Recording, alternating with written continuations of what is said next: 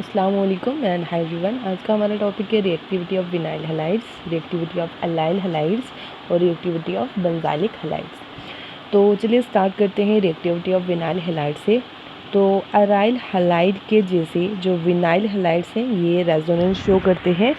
अब vinyl halide क्या होते हैं, देखो विनाइल और अलाइल तो आपको पता ही होंगे, और बेंजाइल। चलो पहले सबसे पहले ये थोड़ी सी चीज़ें आपको क्लियर कर लेते हैं। देखो विनाइल के केस में 2 कार्बन होते हैं, ठीक है, और 3 हाइड्रोजन होते हैं। तो यहाँ ये जो 2 कार्बन होते हैं इन दोनों के बीच क्या होता है, डबल बॉन्ड होता है। अब ये वाला जो कार्बन होगा या ये वाला जो कार्बन होगा इनको बोला जाता है विनाइल कार्बन, ठीक है। विनाइल हैलाइड क्या होगे, अब इस कार्बन की वैलेंसी तो पूरी है, इसकी अभी पूरी नहीं है। तो यहाँ पर जब हम मतलब ये वाला बॉन्ड लगा के कुछ हैलाइड लगा देंगे तो ये बन जाएगा विनाइल हैलाइड। अब एलाइल क्या होता है, एलाइल में बचा जी 3 कार्बन होते हैं और 3 कार्बन, एक कार्बन में सिंगल बॉन्ड और एक में डबल, मतलब 2 कार्बन में डबल बॉन्ड इन बिटवीन इनके बीच और इनके बीच सिंगल बॉन्ड होता है।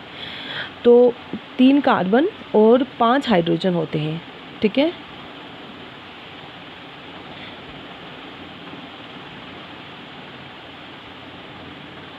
ठीक है, और ये है हमारे पास। अब ये वाली जो पोजीशन है ना, ये वाली हो गई अलाइल, ठीक है। इसके साथ जब हैलाइड लग गया तो ये हो गया अलाइल हैलाइड। बेंजाइल के केस में क्या होगा कि ये आपकी बेंजीन रिंग है, बेंजीन रिंग के ये वाला जो कार्बन है दिस इज़ बेंजाइलिक, ठीक है। तो इसके साथ हैलाइड लगा दिया तो ये बन जाएगा बेंजाइलिक हैलाइड, ठीक है। अब चलिए चलते हैं ये वाला, जैसे मैंने बोला है अलाइड विनाइल के केस में जैसे वी बनता है ना, वी से विनाइल, तो वी में एक ये कर्व, एक ये लाइन, एक ये लाइन है ना, 2 लाइन हो गई। तो इसी तरह यहाँ भी आपको याद रखना है 2 कार्बन होते हैं, ठीक है, और दोनों कार्बन के बीच डबल बॉन्ड होता है। तो फिर हाइड्रोजन आपको खुद से लगाने हैं, तो यहाँ पर कितने हाइड्रोजन लग जाएंगे, 3। अब यहाँ पर देखो ये रेजोनेंस शो करेगा, और रेजोनेंस में आपको पता है लोन पेयर जो है डोमिनेटिंग है। तो ये वाला लोन पेयर इधर आएगा और फिर ये वाला बॉन्ड पेयर इधर आएगा, ठीक है। अगर लोन पेयर और बॉन्ड पेयर में आपको रेजोनेंस, मतलब लोन पेयर और डबल बॉन्ड में रेजोनेंस दिखानी हो तो लोन पेयर जो है वो फर्स्टली मूव करता है, ठीक है। ये जो चलो बेसिक पॉइंट्स हैं आपको आते ही होंगे। तो अब यहाँ पर जब क्लोरीन से एक बॉन्ड पेयर गया तो यहाँ पर इस पर पॉजिटिव चार्ज आ गया, यहाँ पर डबल बॉन्ड आ गया, और यहाँ पर ये वाला इधर आ गया था तो यहाँ नेगेटिव चार्ज आ गया, ठीक है। अब जिसकी वजह से क्या हुआ कि जो कार्बन और जो ये वाला एक्स है, हैलोजन है, बॉन्ड विनाइल हैलाइड में अराइल हैलाइड की तरह ये थोड़ा स्ट्रॉन्ग हो गया है ना, more strong than alkyl halide, और ये इजीली ब्रोकन नहीं होता, मतलब आसानी से इसको तोड़ नहीं सकते क्योंकि यहाँ पर डबल बॉन्ड आ गया। और डबल बॉन्ड आपको पता है as compare to single bond ज़्यादा स्ट्रॉन्ग होता है और इसको ज़्यादा डिसोसिएशन एनर्जी लगेगी इसको ब्रेक करने के लिए। और विनाइल हैलाइड में जो विनाइल कैटायन है वो रेजोनेंस से स्टेबलाइज नहीं होता, और इस तरह ये लेस रिएक्टिव है हेलो एल्केन के कंपैरिजन में। यहाँ पर देखो अगर आप हेट्रोलिटिक क्लीवेज करते हो यहाँ पर, तो ये क्लोरीन पे नेगेटिव और यहाँ पर कैटायन अगर बनता भी है, अब ये कैटायन रेजोनेंस देखो कुछ है ही नहीं यहाँ पर, लोन पेयर बॉन्ड पेयर कुछ, तो किससे रेजोनेंस करेगा, तो ये इतना ज़्यादा स्टेबल नहीं है। चलिए अब देखते हैं रिएक्टिविटी ऑफ अलाइल हैलाइड। तो यहाँ पर देखिए रिएक्टिविटी ऑफ अलाइल हैलाइड में, इन हैलाइड में जो हैलोजन एटम है वो अटैच होगा अलाइलिक कार्बन से, ठीक है। और अलाइलिक कार्बन कौन सा होता है, carbon next to carbon carbon double bond. For example देखो 1 2 3 कार्बन है और 5 हाइड्रोजन है तो CH, ठीक है। ये वाला जो कार्बन है दिस इज़ अलाइलिक कार्बन, ठीक है। और अब यहाँ पर देखो कुछ पॉइंट्स में दिए हुआ है, तो इन हैलाइड्स कुछ पॉइंट्स हैं तो उनको डिस्कस करते हैं। इन हैलाइड्स में वो कार्बन जिससे हैलोजन एटम अटैच है वो sp3 हाइब्रिडाइज्ड है, ठीक है। हाइब्रिडाइजेशन भी मैंने आपको बताई हुई है, कार्बन कार्बन डबल बॉन्ड हो गए तो ये दोनों sp2 carbon carbon triple bond होगा, ये दोनों sp और कार्बन के साथ सारे सिंगल बॉन्ड होंगे तो sp3, ठीक है। तो sp3 हाइब्रिडाइज है, इसलिए जो बॉन्ड लेंथ है कार्बन और हेलोजन बॉन्ड की अलाइल हलाइड में वो एराइल और विनाइल हलाइड के कंपैरिजन में ज़्यादा है। वहाँ पर जो कार्बन था वो sp2 हाइब्रिडाइज था, ठीक है। और अब यहाँ पर लॉन्गर बॉन्ड लेंथ की वजह से ये ज़्यादा रिएक्टिव हैं हेलो अरीन्स और विनाइल हलाइड के कंपैरिजन में टूवर्ड्स न्यूक्लियोफिलिक सब्स्टिट्यूशन रिएक्शंस। जैसा कि बॉन्ड लेंथ और जो बॉन्ड स्ट्रेंथ है वो इन्वर्सली प्रोपोर्शनल है एक दूसरे की। सेकेंड पॉइंट है कि अलाइल हलाइड्स में जो अलाइल कार्बोकेटाइन बनता है सेल्फ आयनाइजेशन के बाद, और जो अलाइल कार्बोकेटाइन है वो स्टेबलाइज्ड हो जाता है रेजोनेंस के थ्रू। इसीलिए जो अलाइल हलाइड्स हैं ये मोर रिएक्टिव हैं टूवर्ड्स न्यूक्लियोफिलिक सब्स्टिट्यूशन रिएक्शंस। तो चलिए 3 कार्बन लगा के यहाँ पर डबल बॉन्ड डाल दी और यहाँ पर हेलोजन लगा दिया। हेटेरोलिटिक क्लीवेज होने से यहाँ पर देखो ये वाला बॉन्ड पेयर इस तरफ आएगा और इस पर कौन सा चार्ज आएगा, पॉजिटिव। अब यहाँ पर हमारे पास बॉन्ड पेयर है तो बॉन्ड पेयर ने देखा कि अच्छा इस कार्बन में पॉजिटिव चार्ज आ गया, तो ये यहाँ पे खिसकेंगे तो यहाँ पर क्या कौन सा चार्ज आएगा, डबल, और यहाँ पर पॉजिटिव चार्ज आ जाएगा, ठीक है। तो यहाँ पर देखो अब वैसा ही हुआ, ये वाला बॉन्ड इधर आया, इधर आने पे यहाँ पर डबल लग गया और यहाँ पर इस कार्बन पे पॉजिटिव जिस कार्बन से गया, ठीक है। और अब ये स्मॉलर अल्काइल हलाइड से भी ये जो अलाइल हलाइड से ये ज़्यादा रिएक्टिव है, ठीक है। तो आपने देख लिया कि अलाइल हलाइड कितने रिएक्टिव है। अब देखते हैं रिएक्टिविटी ऑफ बेंजाइल हलाइड्स, ठीक है। बेंजाइल ये वाला जो कार्बन है ना ये बेंजाइलिक है, बेंजीन रिंग के बाहर वाला carbon, this is benzylic carbon, ठीक है। अब इन हलाइड्स में जो हेलोजन एटम होता है ना ये अटैच होता है बेंजाइलिक कार्बन के साथ, मतलब वो कार्बन एटम्स मतलब the carbon atom of side chain carrying the aryl group, side chain वाला कार्बन जो अराइल ग्रुप इस बेंजीन रिंग को पकड़ के अपने साथ रखेगा, ठीक है। फॉर एग्जांपल दिखाया हुआ यहाँ पर, इसको भी कुछ पॉइंट्स में लेकर डिस्कस किया। तो बेंजाइलिक हलाइड्स में जो कार्बन है जिसके साथ हेलोजन अटैच है वो sp3 हाइब्रिडाइज्ड है। तो ये तो कोई कन्फ्यूज़न नहीं हो गया आपको, क्योंकि जिसकी वजह से जो लेंथ है कार्बन और हेलोजन बॉन्ड की वो ज़्यादा है हेलोअरीन्स और विनाइल हलाइड्स के कंपैरिजन में।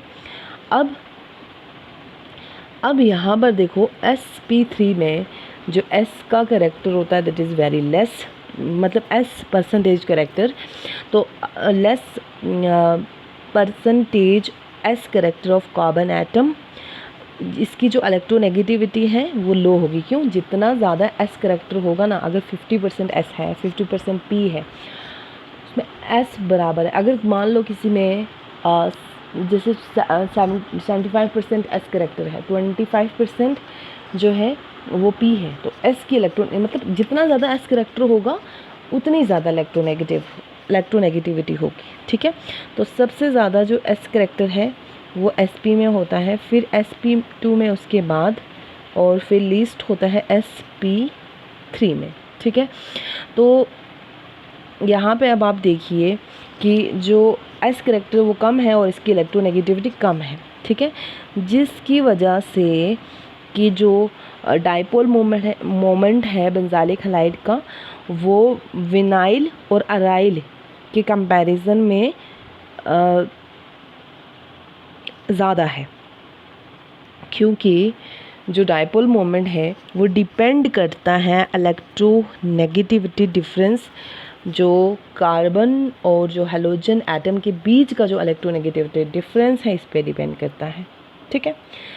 तो एक चीज़ आपको याद रखनी है यहाँ पर, जितनी ज़्यादा इलेक्ट्रोनेगेटिविटी होती है उतना जो इलेक्ट्रोनेगेटिविटी जितनी ज़्यादा होगी डाइपोल मोमेंट उतना कम होगा, मतलब जितनी इलेक्ट्रोनेगेटिविटी कम होगी उतना ज़्यादा डाइपोल होगा। तो इन दोनों का एक इनवर्स रिलेशन चलता है। तो देयरफॉर जो लेस बॉन्ड स्ट्रेंथ की वजह से और हाई पोलरिटी की वजह से जो क्लीवेज है कार्बन और हैलोजन मतलब हैलाइड बोलेंगे बॉन्ड की बेंजाइल हैलाइड में वो ज़्यादा पॉसिबल है, मतलब वो ज़्यादा फिजिबल है, जैसे प्रोनाउंस करें आपकी मर्ज़ी। अब सेकंड पॉइंट देखिए, जो सेल्फ आयनाइजेशन पे, ठीक है, मतलब खुद ही मॉलिक्यूल आयोनाइज होगा। जो बेंजाइल हैलाइड्स हैं वो बेंजाइलिक कार्बोकैटायन देते हैं जो रेजोनेंस से स्टेबलाइज्ड होता है। तो यहाँ पर देखो हाइड्रोलिटिक क्लीवेज होने पे यहाँ पर पॉजिटिव चार्ज, यहाँ पर नेगेटिव चार्ज, ठीक है। अब मैं अगर मतलब ये क्लीवेज तो आपको पता है, पहले सेमेस्टर में घर के आए हम। क्लीवेज हाइड्रोलिटिक क्लीवेज मतलब दो डिफरेंट एटम के बीच क्लीवेज, और उसमें जो शेयर पेयर ऑफ इलेक्ट्रॉन होता है वो उस एटम के पास जाता है जिसकी ज़्यादा इलेक्ट्रोनेगेटिविटी होती है। इलेक्ट्रोनेगेटिविटी का मतलब जो इलेक्ट्रॉन्स को अच्छे खासे ज़ोर से अपनी ओर खींच पाए, ठीक है, तो जिसकी पावर ज़्यादा हो इलेक्ट्रॉन्स को अपनी ओर खींचने की। तो यहाँ पर ये देखो, अब ये सोच रहे होंगे आपके रेजोनेंस से स्टेबलाइज कैसे होगा बच्चा, ये वाला बॉन्ड इधर आएगा, ठीक है, यहाँ पर पॉजिटिव चार्ज आएगा, फिर ये वाला ऐसे, तो ऐसे घूमे फिरेगा आराम से, है ना, रेजोनेंस करेगा। अब बेंजाइल कार्बोकैटायन में 4 कुछ रेजोनेटिंग स्ट्रक्चर बनेंगे, ये देखो दिखाया हुआ है, ठीक है, 4 रेजोनेटिंग स्ट्रक्चर बनेंगे। अब जितने ज़्यादा आपको पता है रेजोनेटिंग स्ट्रक्चर होते हैं उतनी ज़्यादा उस आयन की स्टेबिलिटी होती है, ठीक है। इसीलिए जो बेंजाइलिक हैलाइड्स हैं वो ज़्यादा रिएक्टिव हैं टूवर्ड्स न्यूक्लियोफिलिक सब्स्टिट्यूशन रिएक्शन। अब जितने ज़्यादा रेजोनेटिंग स्ट्रक्चर होते हैं उतनी ज़्यादा स्टेबिलिटी होती है, ठीक है, क्योंकि उतनी एनर्जी रिलीज़ होगी, जितनी एनर्जी रिलीज़ होगी उतना ज़्यादा स्टेबिलिटी होती है। तो इसीलिए जो बेंजाइलिक हैलाइड्स होते हैं वो काफ़ी ज़्यादा रिएक्टिव होते हैं टूवर्ड्स न्यूक्लियोफिलिक सब्स्टिट्यूशन रिएक्शन। चलिए अब हम देखते हैं, इसीलिए जो ऑर्डर है, ओवरऑल ऑर्डर है रिएक्टिविटी ऑर्डर है इन हैलाइड्स का टूवर्ड न्यूक्लियोफिलिक सब्स्टिट्यूशन रिएक्शन, वो सबसे ज़्यादा बेंजाइलिक हैलाइड, रीज़न बहुत सारे रेजोनेटिंग स्ट्रक्चर बन रहे हैं, ठीक है। सेकंड जो है दैट इज़ अल्काइल हैलाइड, ठीक है, अल्काइल हैलाइड के बाद अलाइल हैलाइड, फिर अराइल हैलाइड और लास्ट पे विनाइल हैलाइड, ठीक है। अभी हम पढ़ के आए सब चीज़ें, तो आप एक बार फिर से पढ़ लीजिएगा, notes I will send you, तो और आसानी से आपको समझ आ जाएगा। अब ये कंपैरिजन जो हम अभी करके आए हैं फिर भी थोड़ा बहुत देख लेते हैं। तो देखो अल्काइल हैलाइड और अराइल हैलाइड की बात कर रहे हैं। अराइल हैलाइड तो हम कर चुके हैं, अल्काइल हैलाइड हमने अभी देखा नहीं, ठीक है, पहले पढ़ा हुआ है, तो चलो अभी एक बार रिवाइज कर लेते हैं। तो अल्काइल हैलाइड जो हैं ये पोलर मॉलिक्यूल्स होते हैं और जो कार्बन हैलोजन बॉन्ड होता है वो पोलर होता है। क्यों? क्योंकि इलेक्ट्रोनेगेटिविटी और पोलराइजेबिलिटी ऑफ हैलोजन एटम की वजह से, ठीक है। अब देखो Rx इलेक्ट्रोनेगेटिविटी इसकी ज़्यादा है तो पोलर होगा ना। अब इसी के साथ अगर हम बात करें अराइल हैलाइड की, तो अराइल हैलाइड जो है ये लेस पोलर है अल्काइल हैलाइड के कंपैरिजन में, क्योंकि जो जो sp2 कार्बन है वो मोर इलेक्ट्रोनेगेटिव है sp3 कार्बन के कंपैरिजन में। समझ आ गई? क्योंकि यहाँ पर sp3 कार्बन है और यहाँ पर कार्बन बच्चा जी सिंगल बॉन्ड वाला है तो sp3 है, और डबल बॉन्ड वाला है ये वाला कार्बन तो sp2 है। sp3 में s करेक्टर कम होता है, sp2 में s करेक्टर ज़्यादा होता है, तो इसलिए ये वाला ज़्यादा इलेक्ट्रोनेगेटिव है, ये वाला कम है। समझ आई?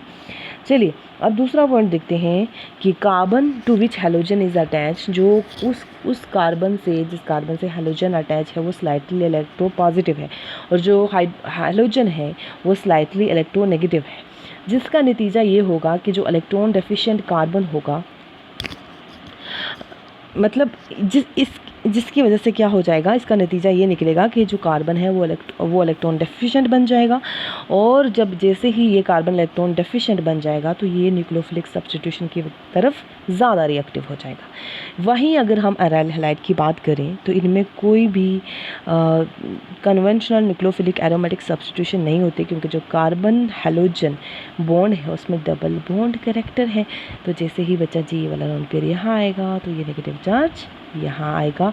तो न्यूक्लियोफाइल आके कैसे यहाँ पर अटैक करेगा, यहाँ पे ऑलरेडी न्यूक्लियोफाइल पे भी नेगेटिव चार्ज, यहाँ पर कार्बन पे भी नेगेटिव चार्ज, तो नेगेटिव नेगेटिव में रिपल्शन, तो इसको कोई ज़्यादा कशिश नहीं है इलेक्ट्रोफिलिक वो न्यूक्लियोफिलिक सब्स्टिट्यूशन दिखाने की। ठीक है, चलिए 2 पॉइंट हमारे हो गए क्लियर। आई होप आपको समझ आ रहे होंगे। चलिए अब थर्ड पॉइंट देखते हैं। जो अल्काइल हैलाइड्स होते हैं ना, ये न्यूक्लियोफिलिक सब्स्टिट्यूशन रिएक्शन की तरफ बहुत रिएक्टिव होते हैं। ये पढ़ के आए रीज़न। अलाइल हैलाइड मतलब जो है रिएक्टिव नहीं होती, इंस्टेड ये जो है इनको जैसे ये वाला कोई स्ट्रॉन्ग न्यूक्लियोफाइल आके है ना कुछ ड्रास्टिक कंडीशन पर, जैसे बहुत ज़्यादा टेम्परेचर, बहुत ज़्यादा प्रेशर देके, तो इनको रिप्लेस कर सकता है। नंबर 4 जो टिपिकल रिएक्शन है अल्काइल हैलाइड की, वो SN1 है, SN2 है, E1 है, E2 है, पढ़ के आए आप। और SN1 एंड E2 जो है वो प्रोड्यूस करते हैं यहाँ पर कार्बोकेटाइन, और जो एक अराइल कार्बोकेटाइन है वो ये एक हाई एनर्जी स्पीशीज है और एंड इज़ अनलाइकली फॉर्म, और ये बनता नहीं है यहाँ पर। और इसमें रिंग स्ट्रेन होता है। पॉजिटिव चार्ज जो है वो कहाँ से आता है, जब आप एक इलेक्ट्रॉन रिमूव करेंगे एक हाई एनर्जी sp2 ऑर्बिटल से। ठीक है, 5th पॉइंट देखिए, अल्काइल हैलाइड्स में जो लोन पेयर है वो अवेलेबल रहता है, अल्काइल हैलाइड्स में जो लोन पेयर है वो अवेलेबल रहता है हैलोजन एटम के ऊपर, और ये एक्ट करता है as a better leaving group. ठीक है बच्चा, इसी के ऊपर लोन पेयर रहेगा हैलोजन के ऊपर। अराइल हैलाइड्स में जो लोन पेयर है वो हैलोजन एटम के ऊपर अवेलेबल नहीं होगा, ठीक है, क्योंकि ये डीलोकलाइज करता रहता है। भाई अवेलेबल कैसे होगा, ये देखो डीलोकलाइज आपके सामने कर रहा है, घूम फिर रहा है, इसको घूमने का अच्छा खासा चस्का है। तो यहाँ पर इसको ऊपर नीचे कर देते हैं, तो जिसकी वजह से जो लोन पेयर है वो रेजोनेंस में इन्वॉल्व रहता है बेंजीन के साथ, और ये एक अच्छा लिविंग ग्रुप नहीं है। ठीक है, अब अगर हम बात करें 6th पॉइंट की, तो यहाँ पर देखिए जो पोलर बॉन्ड है वो क्रिएट्स ए मॉलिक्यूलर डाइपोलर, ये एक मॉलिक्यूलर डाइपोलर क्रिएट कर देते हैं जो इनके मेल्टिंग पॉइंट और बॉइलिंग पॉइंट को रेज कर देता है एज़ कम्पेयर टू एल्केन्स। अगर यहाँ पर बात करें तो जो पोलर बॉन्ड है ये एक मॉलिक्यूलर डाइपोल, मतलब ये यहाँ भी क्रिएट करता है ये, और ये इसके मेल्टिंग पॉइंट और बॉइलिंग पॉइंट को इंक्रीज़ कर देता है as compare to alkyl halide. ठीक है, अब यहाँ पर ये अल्केन के कंपैरिजन में और ये अल्काइल हैलाइड के कंपैरिजन में। चलिए आप देखते हैं, पानी के अंदर घुल जाते हैं, अच्छे से डिज़ोल्व सॉल्युबल है। ठीक है, ये पानी के अंदर सॉल्युबल नहीं है क्योंकि आपने देखा होगा like dissolves like, polar dissolve polar, तो ये पोलर है तो पानी पोलर है, तो पोलर दोनों मिलकर डांस करेंगे हैं। तो यहाँ पर आप देखो ये नॉन पोलर हैं और ये भी इनसॉल्युबल होंगे वाटर में क्योंकि इनकी पोलरिटी कम है और हाइड्रोजन बॉन्डिंग नहीं बनेगी। समझ आ गई। नंबर 8, यहाँ पर जो बेसिस हैं वो बीटा हाइड्रोजन को रिमूव कर सकते हैं और एलिमिनेशन करवा सकते हैं। कौन सी 1 2। अब बीटा हाइड्रोजन क्या है, आफत है बच्चा। देखो अगर यहाँ पर कोई फंक्शनल ग्रुप है या कोई और फंक्शनल ग्रुप है या कोई इलेक्ट्रोनेगेटिव एटम है तो इसके बगल वाला ये कार्बन हो गया अल्फ़ा और ये वाला हो गया इसके बाद वाला बीटा। अब अल्फ़ा कार्बन पर जो हाइड्रोजन होगा वो अल्फ़ा हाइड्रोजन होगा, बीटा कार्बन पर जो भी कार्बन पर जो भी हाइड्रोजन होगा वो बीटा हाइड्रोजन होगा। तो बीटा हाइड्रोजन की एलिमिनेशन होगी। ठीक है, तो ये 1 2 एलिमिनेशन करवाएगा और यहाँ पर कोई ऐसी अराइल हैलाइड में ऐसी कोई रिएक्शन नहीं चलती। ठीक है बच्चा जी। चलिए अब 9th पॉइंट देखते हैं हम कि जो कार्बन हैलोजन बॉन्ड है ये इतना ज़्यादा स्ट्रॉन्ग नहीं है क्योंकि जो इलेक्ट्रोनेगेटिविटी है हाइड्रोजन एटम की वो ज़्यादा है। समझ आ गई। तो स्ट्रॉन्ग कैसे होएगा, एक स्ट्रॉन्ग होगा एक वीक होगा, तो बेचारा स्ट्रॉन्ग जो है वो डरा के रखेगा वीक को, है ना। तो कभी भी मतलब उसको डांट डपट के रखेगा कि भाई मैं कभी भी ये शेड पेयर इलेक्ट्रॉन का ले सकता हूँ और हम टूट सकते हैं, है ना। यहाँ पर देखो जो कार्बन हैलाइड में अगर हैलोजन एक्स हैलाइड, हैलाइड मतलब हैलोजन्स, ठीक है। तो अगर मैं हैलाइड बोल दूँ या हैलोजन है ये एक्चुअली, हैलोजन बोल दूँ तो कंफ्यूज नहीं होना, एक चीज़ है दोनों, ठीक है। जैसे आप देख रहे हो क्लोरीन लगा है भाई हैलोजन है, बियर लगा है भाई हाइड्रोजन है, हैलोजन है, ठीक है। तो यहाँ पर देखिए शॉर्टर है देन दो, जो सी एक्स बॉन्ड है वो शॉर्टर है क्योंकि डबल बॉन्ड करेक्टर है, और एल्काइल हैलाइड के कंपैरिजन में शॉर्टर है, ये तो हमें पता है ना। अब इतने सियाने तो हम हैं ही। तो अब देखो नंबर 10 जो एल्काइल हैलाइड्स हैं ये अंडरगो करते हैं फ्री रेडिकल रिएक्शन, ठीक है, और to give Grignard reagents and organolithium compounds, ठीक है जी। अराइल हैलाइड्स जो हैं अंडरगो करते हैं इंसर्शन रिएक्शन ड्राई ईथर में अराइल मैग्नीशियम हैलाइड बनाने के लिए, दैट इज़ ग्रिग्नार्ड रिएजेंट्स, ठीक है। उसके बाद जो अल्काइल हैलाइड्स हैं ये आर नेगेटिव है ना, मतलब R negative L I positive, मतलब सिंथोन और मतलब ये वाला सिंथोन और ये वाला सिंथोन देते हैं ऑर्गेनिक रिएक्शन में, और अलाइल हैलाइड में ऐसा कुछ भी पॉसिबल नहीं है।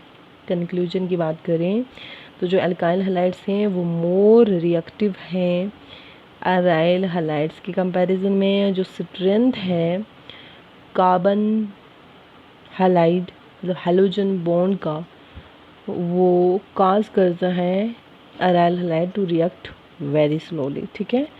क्योंकि इतना ही आपको याद रखना है भाई साहब, ये सिंगल बॉन्ड है दैट इज़ मोर रिएक्टिव, ये डबल बॉन्ड है अराइल हैलाइड में दैट इज़ लेस रिएक्टिव, बस इतनी सी तो बात है।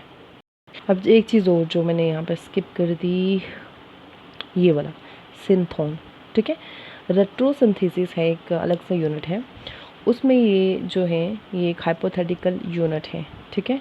ये सिंथोन जैसे आर मतलब नेगेटिव जो है सिंथोन, पॉजिटिव सिंथोन, तो ये दिए जाते हैं, ठीक है। तो आपको यहाँ पर इतना ज़्यादा इसको बस थोड़ा सा समझ लो कि ये हाइपोथेटिकल यूनिट है रेट्रो सिंथेसिस के, बाकी आप रहने दो, ठीक है। उसके बाद बाकी कोई चीज़ लेट मी चेक, नहीं वो तो आपको सब पता ही है, ठीक है। तो फिर आज के लिए इतना ही, और इसी के साथ आपका अल्काइल एंड अराइल हैलाइड्स का यूनिट कंप्लीट होता है। तो आज के लिए इतना ही, thank you so much, stay blessed, अल्लाह हाफिज़, बाय बाय।